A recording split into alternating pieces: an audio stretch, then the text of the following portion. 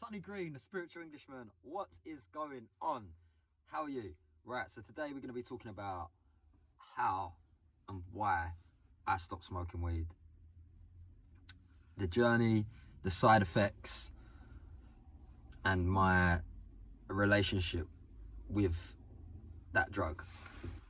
Okay, so today will be the 931 days I haven't smoked for, and I had a long-term addiction between the age of 13 and 23 where I smoked every single day,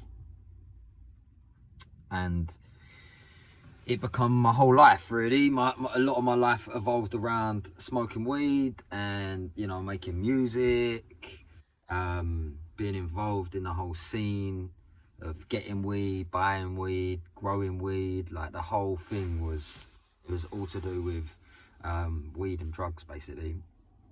And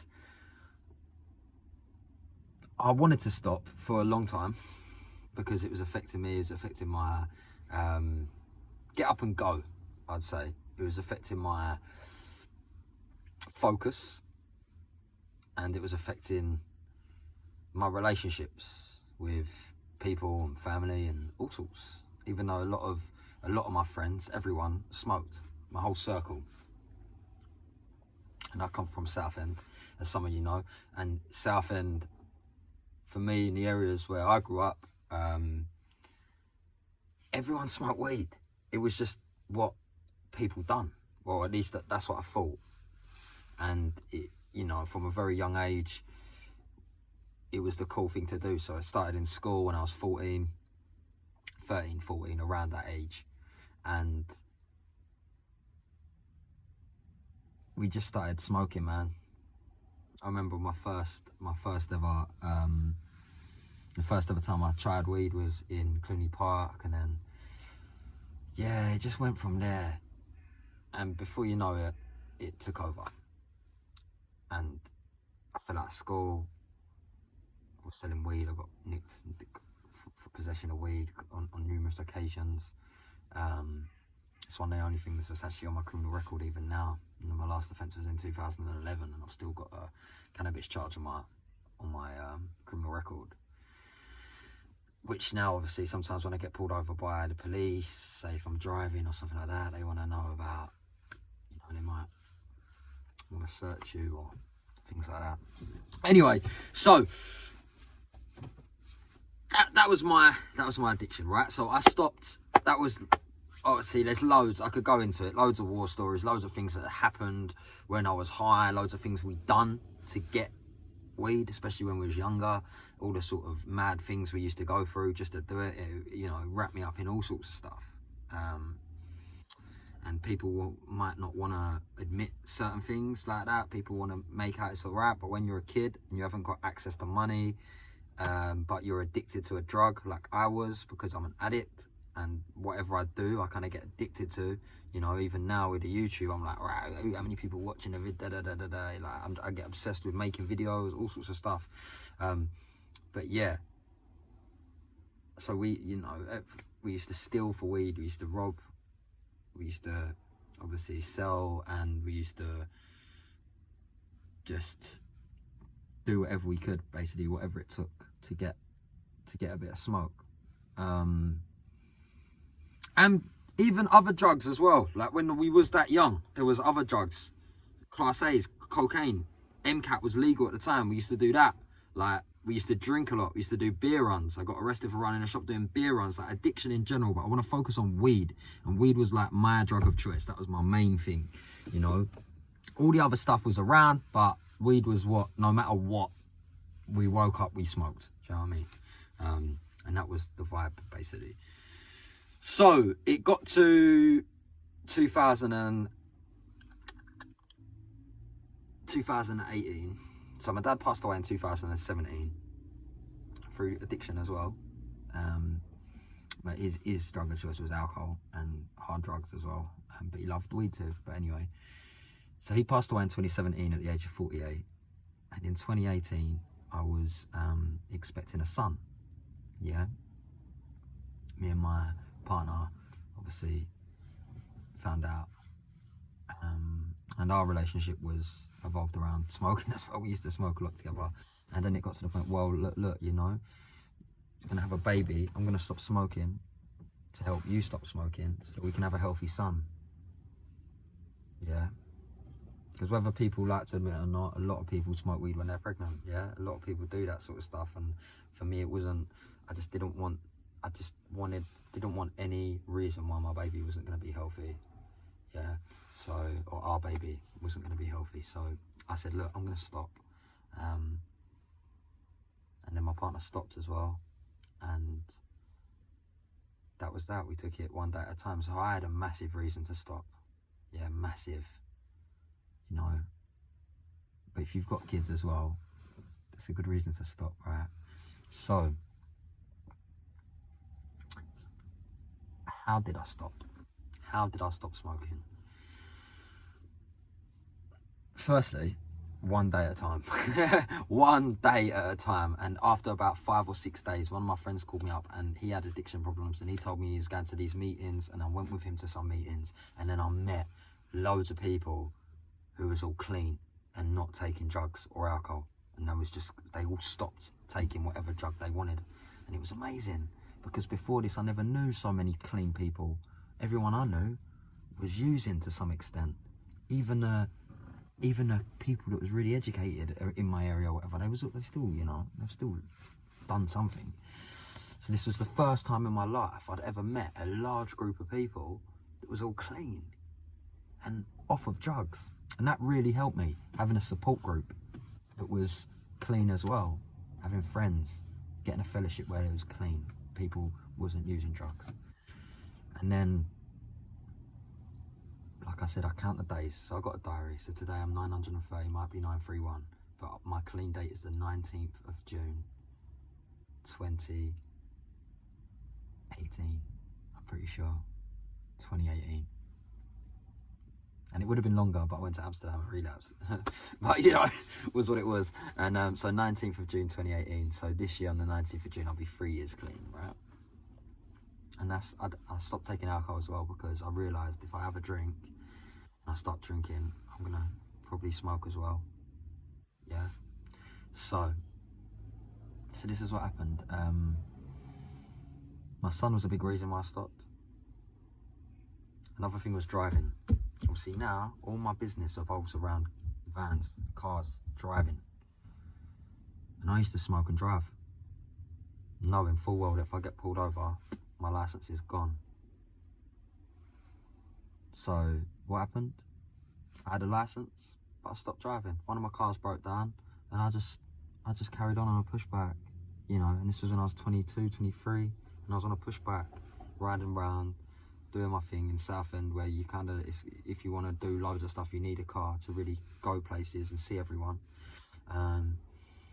But I just didn't want to, because I knew I didn't want to lose my license. So to protect my license, I just stuck to my pushback, and that's what I've done.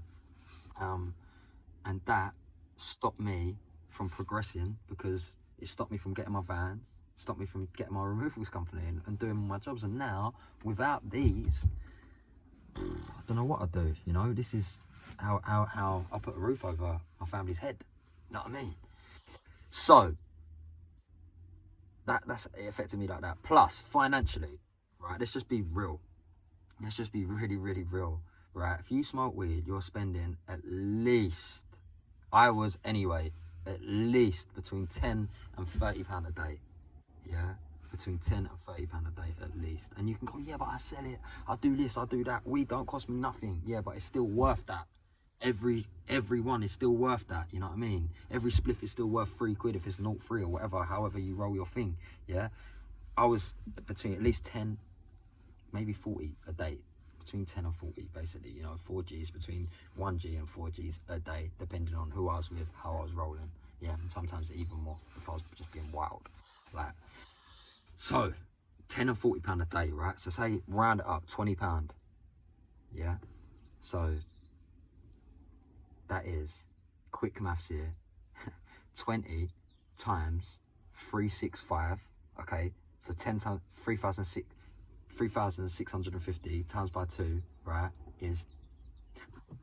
is 7,000 7,300, right? 7,300, yeah, a day, okay? And then I was addicted to between 13 and 23, so times by 10 is 73 grand. £73,000 between the age of 13 23, and that's without the trips to Amsterdam, yeah, which I went 4 or 5 times, trips to Barcelona, yeah, where it's legal and that. So, you know, that's without all of this and all the others as well. That's without all the other, that's without even starting adding up my alcohol, my other drugs. That's just weed, you know what I mean? That's without even counting the tobacco or the Rizla. Can you imagine? It's got to be over £100,000 in that time. Yeah. So rewind the clock a few years. Now I'm 22, 23, about to have a son. Yeah, I've spent £100,000 on drugs and alcohol. I'm in a really a little one, like a one room. And what have I got to show for my life from 16 onwards, where I could legally earn money? What have I got to show for it? Okay, luckily I've done films, I've done music, and I've done quite a lot, and I had stuff, art and things that you could see, but financially broke, completely, was pretty in a bad situation. So I needed to change something. I couldn't justify spending. I can justify spending all my money, or spending money without, what? For what? Just to get higher, like. It was crazy, you know, and I thought this was my whole life, this was everything. It defined me. My name's Sonny Green. Yeah, it's mad. So the meetings helped, finding people that was clean helped, having discipline helped, getting obsessed with other things, working out what an addict is and why I'm an addict and how my mind works, and looking at addiction as a dis-ease, as a disease. Having a higher power, right? Talked about it in the meetings I was going to. How we wanted to stop, but we couldn't by ourselves. We needed a higher power, whether it be God or whether it be the people in the meetings, like the fellowship, like the group, yeah? Having a higher power, just something that you can believe in, something that you trust, something you have faith in. For me, it was God. I had faith. Help me on this journey. It started off actually having that connection with my dad. Yeah, going, Dad, come on, man. Let's break the cycle. Let's break the cycle of my dad's dad died when he was 32 due to addiction, man. I just wanted to break the cycle. I wanted my son to just have a normal dad, or a dad that could actually not need a joint or a drink or a line or anything, to be there and be happy and, you know, smile and play and be with him. Just someone who was normal in his life, that didn't have all these other things. That's all I wanted. And today, that's what I am. It's amazing, man. It's what I am today.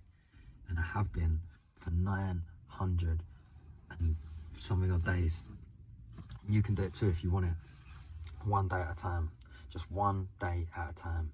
Look in your area for local groups, local meetings, whatever they may be.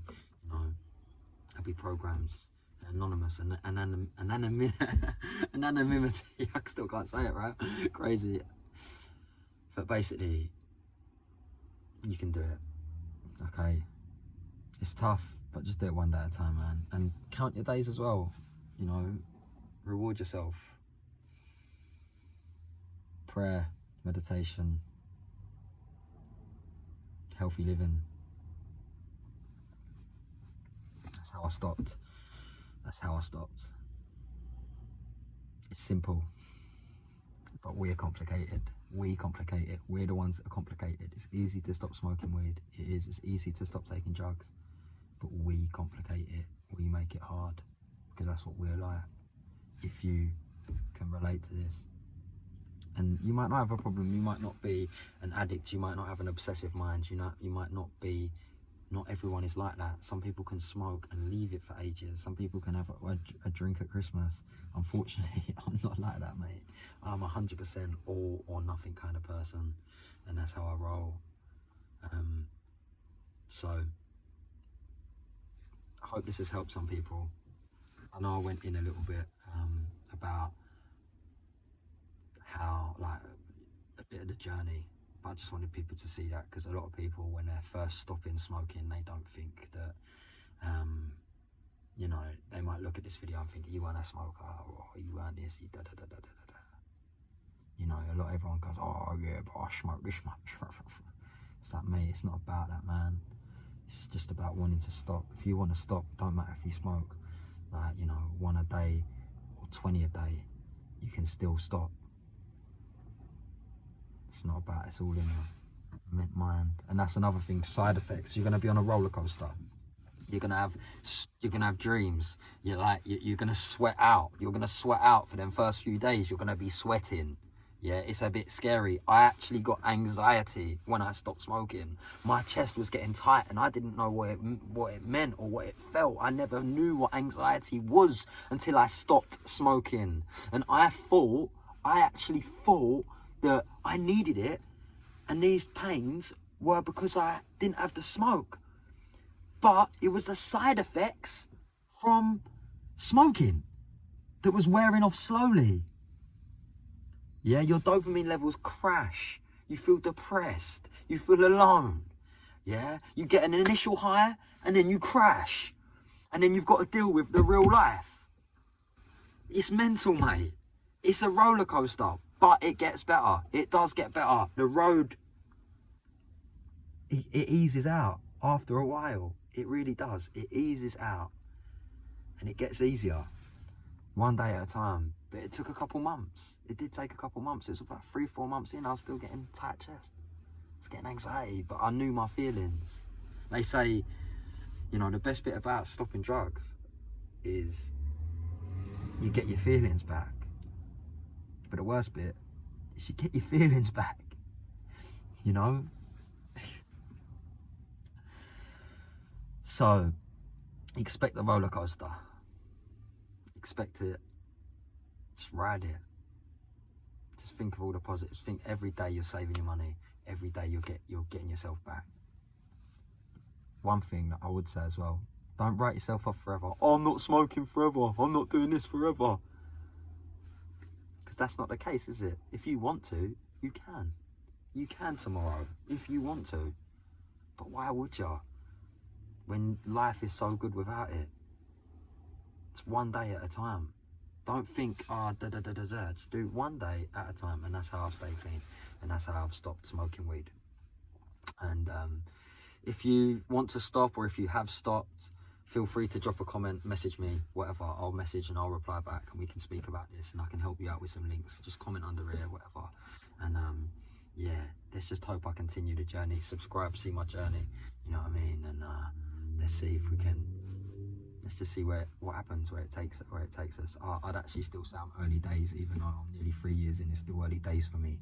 Some people would say I'm a bit of a, like, you know, I've been in this process for a while.